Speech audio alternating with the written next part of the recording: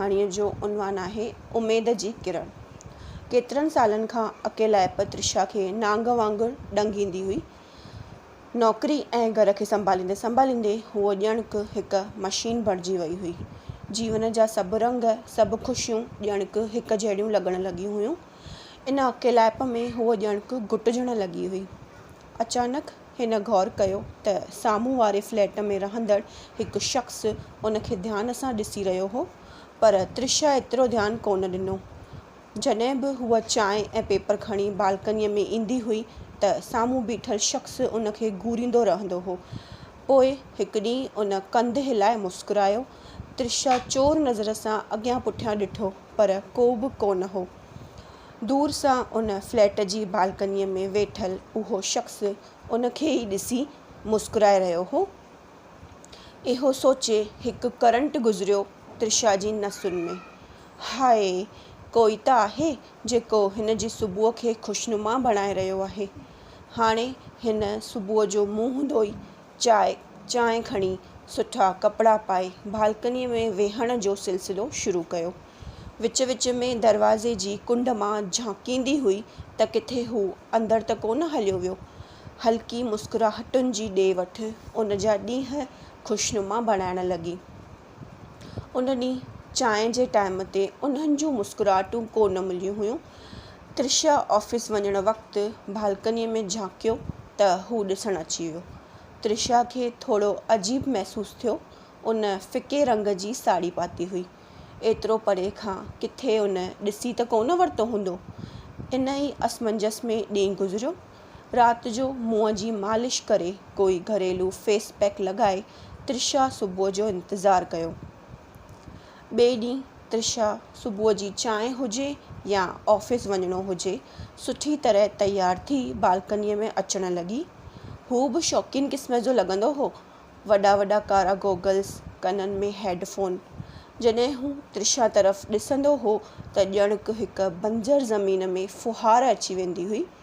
त्रिशा जो मन थींदो हो त हूअ कॾहिं दूरबीनी लॻाए ॾिसे त हू झुकी करे छा करे रहियो आहे। इन मन ई मन में अनुमान लॻाइणु शुरू कयो त शायदि लेखक हुजे ऐं कुझु रचनाऊं लिखंदो हुजे। हाणे त्रिशा वटि 4-5 ई सुठियूं साड़ियूं हुयूं। उन बालकनीअ वारे जे चकर में हूअ कुझु रंग बिरंगी साड़ियूं ख़रीद करे आई। हिकु ॾींहुं त ॿिन्हिनि ब्लू कलर जा कपिड़ा पाता हुआ। उन ॾींहुं त्रिशा देरि ताईं मुस्कुराईंदी रही। उन अनजान अजनबीअ उन जे लाज़मी जीवन में रंग भरे छॾिया हुआ।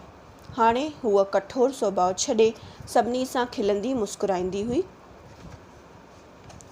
पर तॾहिं बि हिकु डपु शर्म जी चादर अञा बि हुई। महीननि ताईं सिर्फ़ु दूर खां ई दीदार थींदो रहियो।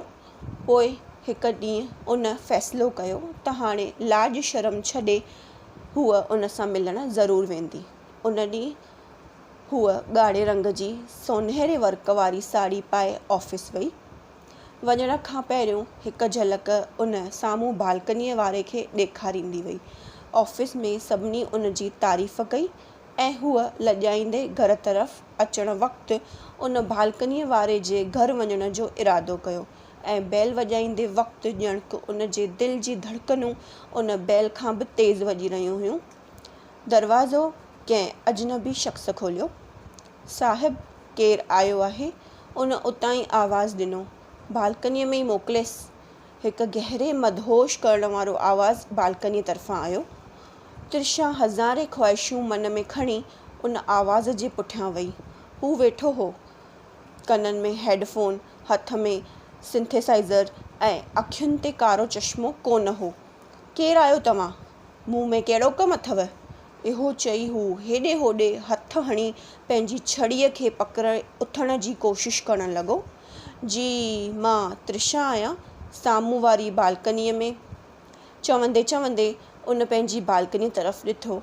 उते बि बिल्कुलु अहिड़ो ई अंधेरो ॾिसणु पियो अचे जहिड़ो उन साम्हूं वेठल शख़्स तरफ़।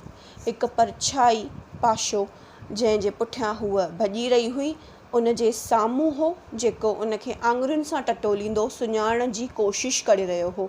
शायदि मां ग़लति घर में अची वई आहियां। इहो चवंदे त्रिशा ज़ोर सां उतां डोड़ी। सच, दिलि में दर्द त थियो। कंहिं अनजान अजनबीअ पंहिंजे अंधेरे सां ई उन जे जीवन में रंग भरे छॾियो हो।